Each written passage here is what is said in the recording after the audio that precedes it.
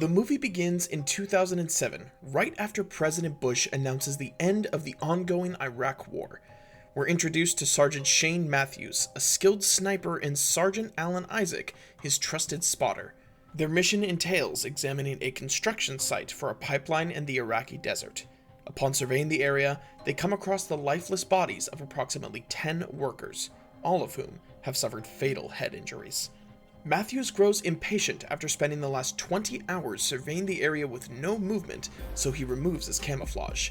He notices the scattered bodies and speculates that the Iraqi soldiers targeted the site and retreated after accomplishing their mission. On the other hand, Isaac points out that all the workers were killed by headshots, suggesting the involvement of a skilled Iraqi sniper named Juba. Isaac warns that Juba may still pose a threat, but Matthews dismisses these claims and concludes that there is no immediate danger. Despite Isaac's concerns, he then decides to inspect the location, requesting Isaac to watch his back and provide cover. Meanwhile, Isaac loses sight of Matthews when his scope becomes foggy. Matthews then berates him for not replacing the faulty scope, suggesting that he should discard it. However, Isaac insists on keeping it due to its sentimental value, as it once belonged to his former comrade Dean. Following this, Matthew examines the lifeless bodies and confirms that each person died from precise headshots, precisely as Isaac had asserted. Despite Isaac's pleas for him to retreat, he remains positioned in the middle of the site, trying to determine the possible directions of the shots. Suddenly, a gunshot rings out and Matthews collapses to the ground in pain, clutching his abdomen. Isaac then bravely tries to save his friend and sprints in a zigzag pattern to evade any potential bullets. However, just as he's about to reach Matthews, he's shot in the leg. With no other choice, Isaac is forced to leave Matthews behind and seek cover behind a broken wall. Just then, Matthew urges Isaac to request backup using the radio, so he attempts to establish contact with the base, only to realize that the bullet has damaged the antenna of the radio. Shortly after, Matthews calls Isaac once again, urging him to spot the sniper's location so that he can take aim. Despite Isaac's warning that any movement will give away their position, he persists, and in a desperate attempt to continue, Matthew tries to reach for his rifle, but loses consciousness due to severe blood loss. In the meantime, Isaac tries to create a hole in the wall using his knife, intending to insert the scope and gain a better viewpoint. He then shouts at Matthews but receives no response. Aware that he doesn't want to meet the same fate as his friend, Isaac summons the courage to extract the bullet from his knee, enduring agonizing pain. Afterwards, he carefully bandages the wound before passing out as well. After a while, Isaac regains consciousness upon receiving a transmission on his transmitter from the base. Fortunately, an officer from the base contacts him, and he quickly reports their desperate situation, requesting extraction and medical supplies. However, Isaac's suspicions arise when the dispatcher asks him unusual questions. He requests that Isaac either disclose his exact position by standing up or firing shots into the air, claiming that it's necessary for accurate delivery of supplies by helicopters. However, as he pays closer attention to the officer's words, Isaac realizes that the accent is not American. It dawns on him that the person at the other end of the line is Juba, the sniper who has hacked into the radio frequencies and is attempting to deceive Isaac into revealing himself. Refusing to fall for Juba's ploy, Isaac confronts him about his true identity. However, Juba insists that Isaac keep talking and ask him questions under the guise of wanting to know him better. Following this, Juba persists in his interrogation, asking more irrelevant questions. When Isaac refuses to engage in idle chatter, he threatens to shoot Matthews once again, emphasizing the uncertainty surrounding Matthews' current condition. Agreeing to engage in conversation, Isaac asks Juba to go first while he starts sketching a map of the site on the dirt. He peers through the scope to determine the sniper's location, and he cannot spot any cover. After a brief pause, the sniper claims to be an ordinary Iraqi citizen who wants to save his country and urges Isaac to share details about his family. Sensing the personal nature of the question, Isaac declines to provide any information. Throughout their conversation, Isaac carefully assesses the sniper's whereabouts, attempting to deduce his position. In addition, Isaac mocks Juba's reasoning, emphasizing that by killing the very people who are actively working to develop his country, he's hindering progress and impeding the improvement of infrastructure, schools, and pipelines that would ultimately benefit the local economy. Upon hearing this, Infrastructure, education, schools. The sniper simply laughs and asserts that the funds are not benefiting his country, but rather the USA. Meanwhile, Isaac examines the belongings of Matthews and listens to the radio, attempting to find a way to contact his station and request assistance. Despite Juba's continued questioning, Isaac refuses to reveal any personal details, leading Juba to threaten to kill his friend once again. However, Isaac no longer believes Juba's threats, recognizing his deceitful nature.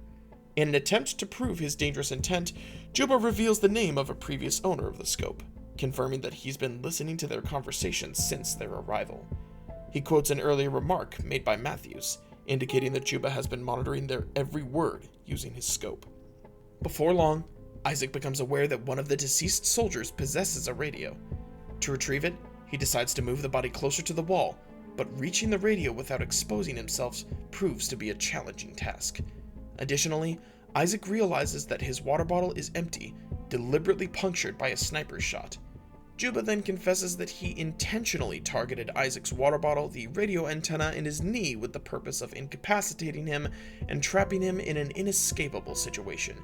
He also blatantly admits that his ultimate intention is for Isaac to suffer a slow death, gradually losing consciousness due to his injuries.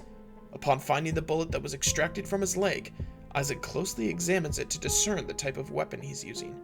He then refers to Juba as a terrorist, prompting Juba to emphasize that this is the Americans who have illegally entered a foreign country armed with weapons, ready to take lives.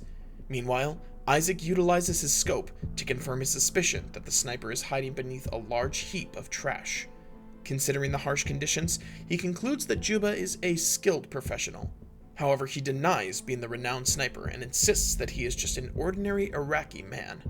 In response, Isaac speculates that Juba may be a former US Army officer who turned against them. Yet Juba refutes this notion, stating that he only kills those who attack him first. Then Isaac shares a heartfelt story about his childhood, on how he formed a close relationship with his best friend, whom he later enlisted with as adults. The combination of dehydration and exhaustion begins to take its toll on Isaac, causing him to collapse to the ground. In a horrifying twist, Juba promises to desecrate Isaac's corpse by mutilating his face and nailing his tongue to his chest after he dies. Meanwhile, Isaac devises a plan to deceive Juba by placing his jacket and helmet on his rifle, hoping to provoke a response and reveal Juba's location.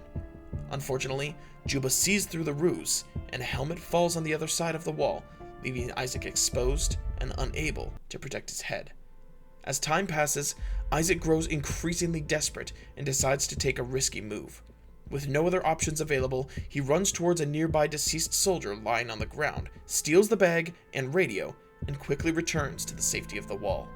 While evading the bullets fired by Juba, Isaac discovers water and some candy in the stolen bag, which he consumes eagerly. Unfortunately, the radio he acquired does not work, adding to his frustration. On the other hand, Juba fires a shot at the wall, causing half of it to crumble and damaging Dean's scope. In the midst of this chaos, Isaac hears a faint disturbance in his earpiece and realizes that it's Matthews, who is surprisingly still alive. Isaac then urgently shouts the sniper's location to him, prompting him to carefully position a piece of metal to observe the pile of garbage. Then, as he moves slowly to retrieve his rifle, Isaac engages Juba in conversation to keep him distracted. During their exchange, Juba reveals that he was once a teacher in Baghdad, and his thirst for revenge was sparked by the death of his students during an American attack. The wall Isaac is using for cover happens to be the remains of the school where the tragedy occurred. Juba then questions Isaac about why he continues to carry the damaged scope. Driven by desperation to save Matthews, he then confesses that he keeps the scope as a reminder of his friend, who lost his life due to his own mistake, burdening him with guilt. As a gust of dust begins to obscure the scene, Matthews seizes the opportunity to stealthily reach for his rifle. He then positions his rifle and blindly shoots at the pile of trash, using up all his bullets. Isaac also joins in, firing his own shots to mask the sound and divert Juba's attention. Unfortunately, just as Matthews prepares to reload his gun, the sniper retaliates and shoots him in the shoulder. Isaac then urges him to crawl towards him for safety behind the wall and pleads with Juba to spare his friend. Nevertheless, Juba coldly shoots Matthews in the head, forcing Isaac to witness his friend's tragic demise. Witnessing this horrific act, Isaac gets overwhelmed with grief and breaks down, expressing his longing to return home. Juba coldly informs him that if he truly wishes to leave, he won't shoot him. He also demands that Isaac reveal why he's still in Iraq despite the war being over.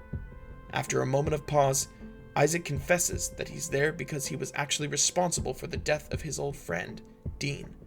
He reveals the truth, admitting that he accidentally shot Dean while attempting to kill an enemy, and he's been concealing the truth by falsely attributing his death to the enemy. Suddenly, Isaac hears activity coming from the damaged radio transmitter, so he crawls towards the radio to check the signal, hoping to establish contact with the base. Unfortunately, he realizes that the radio is in such a dire state that he can only eavesdrop on the ongoing conversation without being able to ask for assistance. To his dismay, Juba joins the conversation he's listening to, using Isaac's name to request help from the base.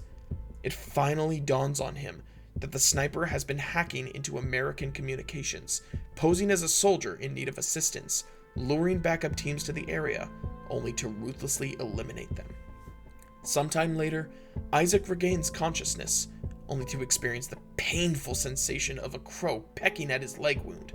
Determined to take down the sniper, he then uses some rope and a stick to retrieve Matthew's rifle and positions himself. As the helicopters arrive at the scene, unaware of the trap that awaits them, Isaac takes the opportunity to create a distraction. He pushes the wall, causing it to crumble and creating a cloud of dust that obscures Juba's visibility and hinders his ability to locate Isaac. Determined to protect the incoming soldiers, Isaac opens fire at the pile of trash, desperately hoping to eliminate Juba. With uncertainty hanging in the air, Isaac decides to rise from his position, expecting Juba to retaliate. However, to his surprise, Juba refrains from shooting back. This leads Isaac to believe that he's successfully taken down Juba. Soon the helicopters arrive and swiftly evacuate Isaac on a stretcher while providing him with much-needed medical attention. In his weakened state, he tries to inform the soldiers about Juba's presence, but struggles to communicate effectively. Suddenly, Juba unexpectedly opens fire and resumes his assaults, targeting the medical personnel one by one before ultimately killing the pilot. The helicopter plummets to the ground, resulting in the death of everyone on board. Finally, Juba exploited his hacking skills once again to contact the American soldiers' base. He then infiltrates the base, disguising himself as an American soldier, and requests another rescue team to continue his deadly assault.